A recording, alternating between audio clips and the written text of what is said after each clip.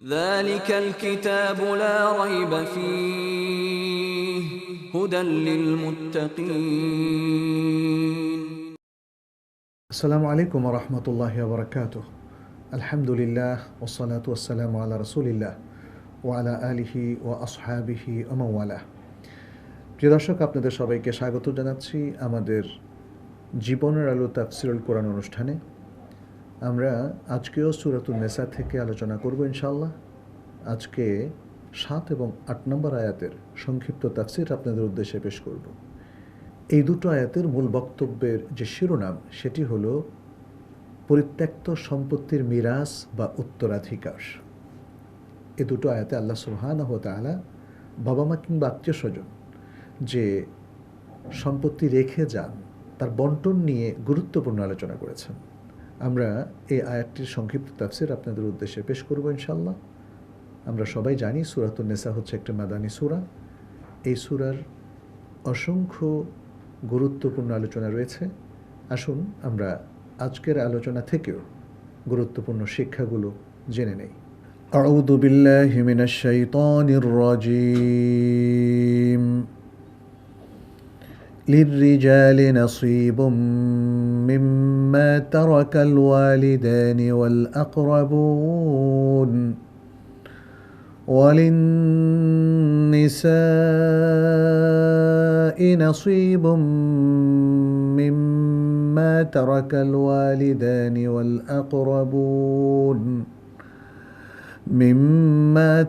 الوالدان والأقربون مما قل منه أو كثر نصيبا مفروضا وإذا حضر القسمة أولو القربى واليتامى والمساكين فارزقوهم منه وقولوا لهم قولا معروفا। প্রথমেই উপস্থাপন করছি শব্দার্থ। আল্লাহ সুবহানাহু ওয়া তাআলা বলছেন, লিররিজালি, পুরুষদের জন্য রয়েছে, নাসিবুন, একটা অংশ, মিম্মা তারাকাল ওয়ালিদানি ওয়াল আকরাবুন, বাবা মা এবং নিকটাত্মীয়রা যা কিছু রেখে গেছেন সেই সম্পত্তি থেকে। ওয়ালিন নিসাই, এবং নারীদের জন্য রয়েছে নাসিবুন, একটা অংশ, মিম্মা তারাকাল ওয়ালিদানি ওয়াল আকরাবুন, বাবা মা এবং নিকটাত্মীয় যা রেখে গেছেন সেই সম্পত্তি থেকে। মিম্মা কাল্লা মিনহু আও কাসুর, সেই সম্পত্তি কম হোক অথবা বেশি হোক। নাসীবাম মাফরুদা, এটা নির্ধারিত একটা অংশ, অর্থাৎ আল্লাহ কর্তৃক নির্ধারিত ফরজ অংশের একটা অংশ। ওয়া ইদা হাদার আল কিসমাতা, এবং যখন উপস্থিত হবেন বন্টনের সময়, উলুল কুরবা, নিকটাত্মীয়গণ, ওয়াল ইয়াতামা, এবং ইয়াতিমগণ, ওয়াল মাসাকিন, এবং মিসকিনগণ, ফারজুকুহুম মিনহু, তাহলে তা থেকে তাদেরকে কিছু রিজিক দান করুন। ওয়াকুলু লাহুম, এবং তাদের জন্য বলুন কাউলাম মারুফা, উত্তম কথা। প্রিয় দর্শক, এবারে সরল অর্থানুবাদ আমরা পেশ করছি। আল্লাহ সুবহানাহু ওয়া তাআলা বলছেন, পুরুষদের জন্যে পিতামাতা এবং নিকটাত্মীয় যে সম্পত্তি পরিত্যাগ করে যান তা থেকে একটা অংশ রয়েছে, এবং নারীদের জন্যে পিতামাতা ও নিকটাত্মীয় যা কিছু পরিত্যাগ করে যান সে সম্পত্তি থেকে একটা অংশ রয়েছে।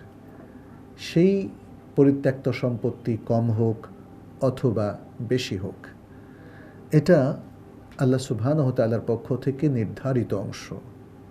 আর নিকটাত্মীয়, ইয়াতিমগণ এবং মিসকিনগণ মিরাজ বন্টনের সময় যখন উপস্থিত থাকবে, তখন তাদেরকে সেই মিরাজ থেকে কিছু প্রদান করো এবং তাদের উদ্দেশ্যে উত্তম কথা বলো।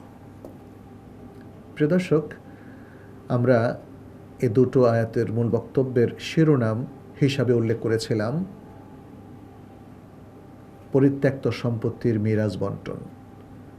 আল্লাহ সুবহানাহু ওয়া তাআলা এই দুটো আয়াতে নারী পুরুষ, ছোট বড় সকল মানুষ, সে আত্মীয় হোক অথবা অন্য যে কেউই হোক, যেমন আপন ঔরজাত সন্তান বা স্ত্রী ইত্যাদি, তাদের সবার জন্যেই একটা মিরাস নির্ধারণ করে দিয়েছেন। ইসলাম পূর্ব যুগে আমরা দেখি যে মানুষের কোনো মিরাস ছিল না, বরং কার যে কী অধিকার এটা মানুষ অনবহিত ছিল। তখন ছিল জোর যার মুলক তার, প্রভাবশালীরা তাদের যে কোনো আত্মীয়ের যে হক যে পাওনা সেটা তারা ঠিকমতো দিত না। ইসলামে সেই সর্বপ্রথম এই মানবাধিকার প্রতিষ্ঠিত করে এবং সবার জন্য মিরাস সাব্যস্ত করে।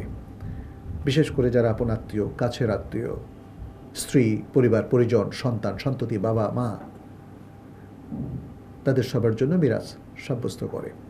এ প্রসঙ্গে একটা ঘটনা হাদিসের গ্রন্থগুলোতে বর্ণিত হয়েছে। আউস বিন সাবিত রাদিয়াল্লাহু তাআলা আনহু, অনেক মুফাসসির এই হাদিসটিকে বর্ণনা করেছেন। যখন আউস বিন সাবিত রাদিয়াল্লাহু তাআলা মারা যান, তখন তার স্ত্রী, 2 কন্যা এবং একটি নাবালক পুত্র সন্তান ছিল। তো আউসের পরিত্যক্ত সম্পত্তি ছিল। এই সম্পত্তি এসে তার চাচাতো ভাইয়েরা, তার কাজিন যারা ছিল, তারা এসে দখল করলো এবং বলল, তোমাদেরকে আমরা কিছুই দেব না। এখন আউসের স্ত্রী, তার সন্তান কিছুই পেল না।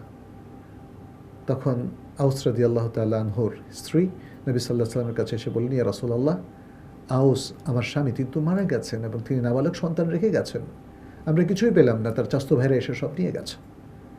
নবী সাল্লাল্লাহু আলাইহি ওয়াসাল্লাম বললেন, তুমি একটু সবর করো।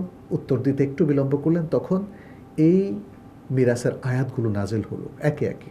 অনেকগুলো আয়াত আমরা জানি, সূরা নিসার বেশ কয়েকটা আয়াত মিরাস সম্পর্কিত নাজিল হলো এবং নবী সাল্লাল্লাহু আলাইহি ওয়াসাল্লাম তাদেরকে তাদের প্রাপ্য হিস্সা কতটুকু সেটা জানিয়ে দিলেন। প্রিয় দর্শক, আমরা আগের আয়াতগুলোর সাথে যে প্রাসঙ্গিকতা সেটা যদি একটু পরখ করে দেখি, তাহলে দেখব যে আগের আয়াতগুলোতেও অধিকার নিয়ে আলোচনা হয়েছে। সেখানে ইয়াতিমদের অধিকার, যেহেতু এই ব্যাপারে সবচেয়ে বেশি সীমা লঙ্ঘন ছিল, সেটা নিয়ে আলোচনা হয়েছে। নারীদের অধিকার, তাদের যে মহারানা ইত্যাদি, এগুলো নিয়ে আলোচনা হয়েছে। তারপর ইয়াতিমদের কাছে সম্পদ হস্তান্তরণ প্রক্রিয়া নিয়ে আলোচনা হয়েছে। এখন যে সম্পত্তিটা মৃত ব্যক্তি রেখে যায়, সেখানে কার কার অধিকার, সেটা নিয়ে আল্লাহ সুবহানাহু ওয়া তাআলা এখানে আলোচনা করেছেন। অতএব আলোচনার প্রাসঙ্গিকতা কিন্তু চমৎকারভাবেই বহাল থেকেছে। আল্লাহ সুবহানাহু ওয়া তাআলা এই দুটো আয়াতে মানুষের সম্পত্তির অধিকার, বিশেষ করে তার আপনজন যখন মারা যায়, তাদের সম্পত্তির অধিকারগুলো এখানে চমৎকারভাবে তুলে ধরেছেন। তো আমরা সংক্ষিপ্ত তাফসিরের মাধ্যমে বাকি মেসেজগুলো আপনাদের সাথে শেয়ার করতে চাই। আল্লাহ সুবহানাহু ওয়া তাআলা এখানে বলছেন, লিররিজালি নাসীবুম মিম্মা তারাকাল ওয়ালিদান ওয়াল আকরাবুন ওয়া লিন-নিসাই নাসীবুম মিম্মা তারাকাল ওয়ালিদান ওয়াল আকরাবুন মিম্মা কাল্লা মিনহু আও কাসুর। এখানে আয়াতের এই বড় অংশের মধ্যে আল্লাহ তাআলা নারীদের জন্য মিরাস সাব্যস্ত করলেন, পুরুষের জন্য মিরাস সাব্যস্ত করলেন। পুরুষের কথাটা আগে উল্লেখ করেছেন, নারীদের কথাটা পরে উল্লেখ করেছেন এবং পরে এটাও জানিয়েছেন যে এই পরিত্যক্ত সম্পত্তি কম হোক আর বেশি হোক, এটা সাব্যস্ত হবে। আরবের লোকেরা বলতো যে এই কম সম্পত্তি আর তোমাদেরকে কী দিব, এ কথা বলে আপনজনকে তারা মাহরুম করে দিত। ওই যে চাস্তো ভাইরা এসে নিয়ে যেত। তো এখানে আল্লাহ সুবহানাহু ওয়া তাআলা বলছেন, না, এটা চলবে না। যার যা হক আছে সেটা তাকে বুঝিয়ে দিতে হবে এবং সে পুরুষ হোক আর নারী হোক, সবার জন্য এই মিরাস সাব্যস্ত হবে। এটা শুধু পুরুষদের হক না, যেটা আগে দেখা যেত প্রভাবশালী পুরুষরা তার আত্মীয় স্বজনের সম্পত্তি আত্মসাৎ করে ফেলতো এবং তার আপন আত্মীয়, বিশেষ করে যখন স্ত্রী থাকে বা মা থাকে বা বোন থাকে, তাদেরকে মাহরুম করতো। আর মাহরুম করতো ছোট্ট শিশুদেরকে। বলে এই শিশুরাও বুঝে, এরা কী করবে, এরা তো বুঝেই না কিছু, এরা সম্পদ দিয়ে কী করবে, নানা বাহানায় তারা তাদের সম্পত্তিগুলো আত্মসাৎ করে ফেলতো। সেটি আল্লাহ সুবহানাহু ওয়া তাআলা এখানে নিষিদ্ধ বলে ঘোষণা করলেন যে এটা করা যাবে না, বরং প্রত্যেককে তার সম্পত্তি বুঝিয়ে দিতে হবে। মিম্মা কাল্লা মিনহু আও কাসুর, এই সম্পত্তি কম হোক আর বেশি হোক। কম সম্পত্তি তুচ্ছ করে কোনো একজন নিয়ে যাবে, এটা হবে না। এই তুচ্ছ অল্প সম্পত্তি সবার মধ্যে সঠিকভাবে ভাগ বাটোয়ারা করে দিতে হবে। যে কারণে আল্লাহ সুবহানাহু ওয়া তাআলা বললেন নাসীবাম মাফরুদা। ইবনু জারীর রাহিমাহুল্লাহ নাসিব মাফরুদার ব্যাখ্যায় বলছেন যালিকা নাসিবু লিকুল্লি মিনহুম, এই যে নাসিবটা এটা সবার জন্য, তাদের সবার জন্য যারা ওয়ারিস পাবে। হিসসাতুন ওয়াজিবাতুন, এটা একটা ওয়াজিব অংশ, মুআয়্যানাতুল মিকদার, এর পরিমাণও নির্ধারিত। আমরা দেখি যেমন স্ত্রীর জন্য সন্তান থাকলে 8/1 সন্তান না থাকলে 4/1, স্বামীর সন্তান থাকলে 4/1, সন্তান না থাকলে 2/1। এভাবে আরও অনেকগুলো হুকুম বর্ণিত হয়েছে। ইউসিকুমুল্লাহু ফি আওলাদিকুম লিযযাকারি মিসলু হাযযিল উনসায়াইন, পরবর্তী সূরা আন-নিসার একটি আয়াতে আল্লাহ সুবহানাহু ওয়া তাআলা তোমাদের সন্তানের ব্যাপারে তোমাদের জন্য একটা নির্দেশনামা জারি করছেন যে তোমাদের ছেলে সন্তানরা মেয়ে সন্তানদের ডাবল পাবে। এভাবে বিস্তারিত বর্ণনা এসেছে। কিন্তু অতএব এই আয়াতের মূল বক্তব্যই হচ্ছে একটা সুনির্দিষ্ট পরিমাণ সম্পত্তি সন্তানদের জন্য এবং আত্মীয় স্বজনের জন্য যারা ওয়ারিস হবে তাদের জন্য নির্ধারিত। পরের আয়াতে আল্লাহ সুবহানাহু ওয়া তাআলা বলছেন ওয়াইদা হাদারাল কিসমাতা উলুল কুরবা ওয়াল ইয়াতামা ওয়াল মাসাকিনু ফারযুকুহুম মিনহু ওয়া কুলু লাহুম কাওলান মা'রুফা। এই আয়াতটি মূলত সেই আত্মীয় স্বজনদের ব্যাপারে বলা হয়েছে যারা মূলত ওয়ারিস হবে না। আত্মীয় স্বজনদের মধ্যে এরকম অনেক আছে, এবং বিশেষ করে ইয়াতিম, যার হয়তো বাবা মারা গিয়েছে, সে তো আরেকজন, তাই না? সে ওয়ারিস নাও হতে পারে। এবং পাশাপাশি মিসকিন, আশেপাশে যারা থাকে মিসকিন। এই 3 ধরনের লোকরা যখন মিরাজ বন্টনের সময় আসবে তখন কি তাদের জন্য করা যাবে এবং তাদের জন্য কি করণীয়, সেটি কিন্তু আল্লাহ সুবহানাহু ওয়া তাআলা এখানে তুলে ধরলেন। এখানে আমরা সবাই জানি যে যারা ওয়ারিস হবে না তাদের জন্য ইসলামী শরীয়তের বিধান হলো ওসিয়ত করা। আর নবী সাল্লাল্লাহু আলাইহি ওয়াসাল্লাম বলেছেন ওসিয়ত কিন্তু যারা ওয়ারিস তাদের জন্য করা যাবে না। লা ওয়াসিয়াতা লিওয়ারিথিন, নবী সাল্লাল্লাহু আলাইহি ওয়াসাল্লাম স্পষ্ট একটা বিশুদ্ধ হাদিস যে যারা ওয়ারিস, যাদের জন্য আল্লাহ সুবহানাহু ওয়া তাআলা সুনির্দিষ্ট একটা নসিব ঠিক করে দিয়েছেন, হিস্সা ঠিক করে দিয়েছেন, তাদের জন্য আলাদা ওসিয়ত করে আরও কিছু সম্পত্তি বাড়িয়ে দেওয়া এটা করা যাবে না। আল্লাহ তাদের জন্য যা প্রযোজ্য সেটা ঠিক করে দিয়েছেন। অতএব ওয়ারিস নয়, অর্থাৎ মিরাজ পাবে না এমন ব্যক্তিদের জন্য ওসিয়ত করা যাবে, এবং সেটি এই দ্বিতীয় আয়াতটিতে বলা হয়েছে। এবং এই আয়াতটিকে কেউ কেউ মনে করেন যে এটা মানসুখ হয়ে গেছে, কিন্তু ইবনে আব্বাস রাদিয়াল্লাহু তাআলা আনহু থেকে বর্ণিত যে এটা আসলে মূলত মানসুখ হয়নি, এবং এটা সেই সকল ব্যক্তিদের ক্ষেত্রে, আত্মীয়দের ক্ষেত্রে যারা ওয়ারিস নয় তাদের জন্য করণীয় হলো ওসিয়া।